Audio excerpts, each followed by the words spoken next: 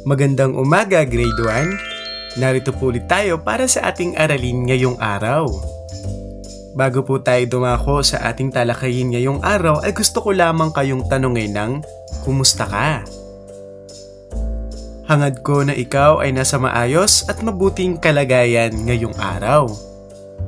Nakaraang linggo ay pinag-usapan natin ang tungkol sa mga pagdiriwang at tradisyon ng aking pamilya na kung saan nagawa nating mailarawan ang mga pagdiriwang at tradisyong ginagawa ng pamilyang Pilipino.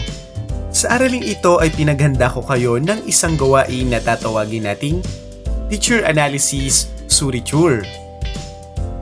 Para sa ating panuto, ang guro ay magpapakita ng ilang mga larawan na kung saan kayo po baitang isa ay tatalakayin kung anong uri ng pagmamahal at paggalang ang ipinapakita sa larawan.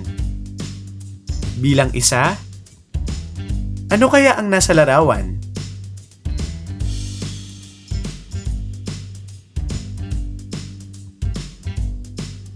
Bilang dalawa, ano naman po ang ipinapakita sa larawan?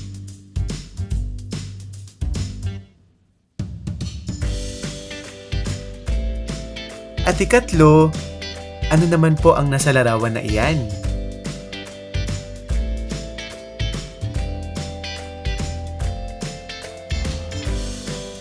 Mula sa mga ipinakita kong mga larawan, ano po ang mga nakita mong paraan ng pagmamahal at paggalang sa mga larawan na ipinakita ko?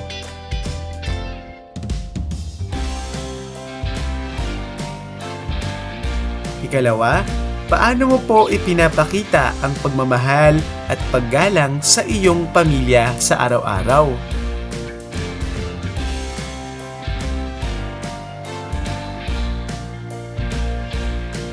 Pangatlong tanong, bakit po mahalaga na lagi nating ipakita ang pagmamahal at paggalang sa ating pamilya?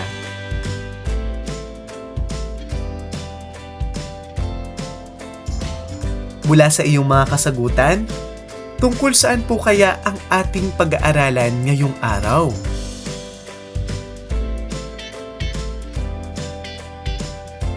Mahusay na kasagutan, ang ating pag-aaralan ngayong araw ay tungkol sa ang aking pamilya ay nagmamahalan, Aralin 2.5. Sa araling ito, inaasahang matututuhan mo ang mga sumusunod na pamantayan sa pagkatuto.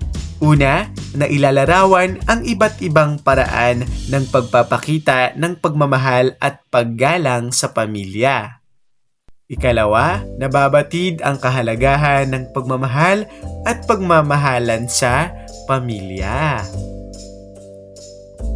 Mahalaga ang pagmamahal at paggalang sa bawat kasapi ng pamilya, kung saan dito po nagkakaroon ng maayos at masayang pagsasama-sama sa tahanan kung igagalang at mamahalin natin ang bawat isa. Mayroon akong mga kaibigan baitang isa, si Justin at si Jasmine.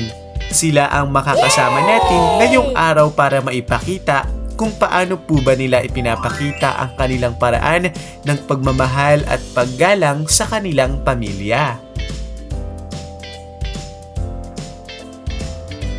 Ayon kanila Justin at Jasmine, sila po ay nagpapaalam kanila ate at kuya kung nais nilang gamitin ang mga laruan. Ibinabahagi rin naman nila ang mga laruan sa kanila. Sunod, tinutulungan namin sina lolo at lola sa pagdidilig ng kanilang mga halaman sa hardin. Ibinabahagi namin ang aming pagkain sa aming mga kapatid. Tumutulong kami sa pag-aalaga kay bunso. Tumutulong kami sa pag-aalaga ng may sakit na kapamilya. Sinusunod namin ang mga alituntunin na ibinigay ni nanay at tatay. Tumutulong kami sa paglilinis ng aming bahay. Sama-sama kaming gumagawa ng mga gawaing bahay. Tuwing linggo, sama-sama kaming nagsisimba at namamasyal. Ilan po iyon sa mga gawain na ginagawa nila Justin at Jasmine upang maipakita ang kanilang paraan ng pagmamahal at paggalang sa bawat kasapi ng pamilya. Kayo po ba itang isa? May kapares din po ba kayong ginagawa sa ginagawa nila Justin at Jasmine na pagpapakita ng pagmamahal at paggalang sa pamilya?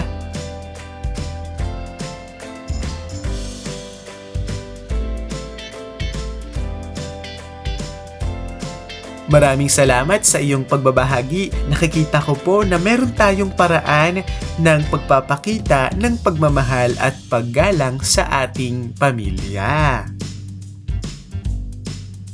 Ngayon po ipinaghanda ko kayo ng isang gawain na tatawagin nating Love and Respect Card, na kung saan sa gawain ito ay pipili ang guro ng mga mag-aaral na bubunot ng Love and Respect Card, kung saan may nakasulat na isang simpleng sitwasyon tulad ng si nanay ay pagod galing sa trabaho, si kuya ay nag-aaral sa mesa, si lola ay nakaupo mag-isa. Mula sa mga simpleng sitwasyon na iyan ay paano mo po gabaitang isa, paano mo po may papakita o ano po ang tamang gawin para maipakita ang pagmamahal at paggalang ayon sa sitwasyon na ipinakita natin. Paano po kaya may papakita ng baitang isa ang pagmamahal kung nakita nila ang isang nanay o nakita nila ang kanilang nanay na pagod galing sa trabaho?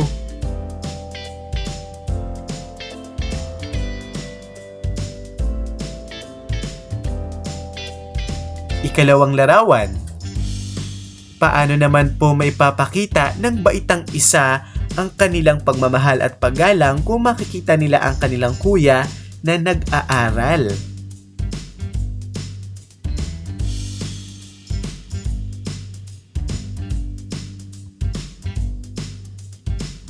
Ikatlong larawan.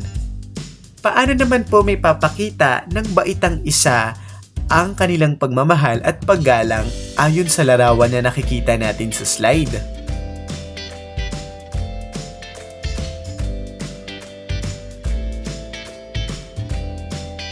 Natutuwa po ako na marami tayong natutuhan sa ating aralin kung paano po natin may papakita ang paggalang at pagmamahal sa bawat kasapi ng pamilya. Tunay ngang magkakaroon ng maayos at masayang pagsasama-sama sa tahanan kung igagalang at mamahalin natin ang bawat isa. So bigyan ng bawat isa ng virtual na palakpakan, 5 palakpak. Magaling! Mula sa ginawa ninyo baitang isa, ano po ang dapat mong gawin sa sitwasyon upang ipakita ang pagmamahal at paggalang sa iyong pamilya?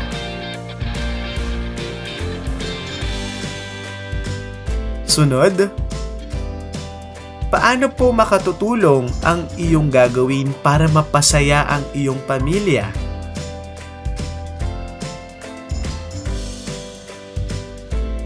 Ikatlong tanong, bakit po mahalaga na gumawa tayo ng mabuti sa ganoong sitwasyon?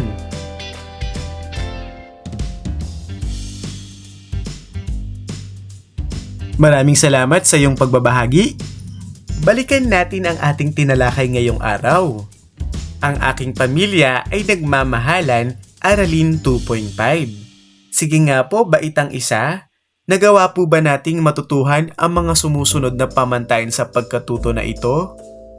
Una, nailalarawan ang iba't ibang paraan ng pagpapakita ng pagmamahal at paggalang sa pamilya. Magaling, nagawa po natin ito. Sunod, nababatid ang kahalagahan ng paggalang at pagmamahalan sa pamilya.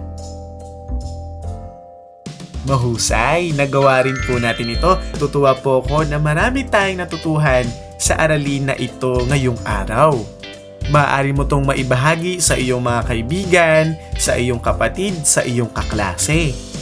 Kaya't hanggang sa susunod po na ating aralin, paalam na po, Grade 1!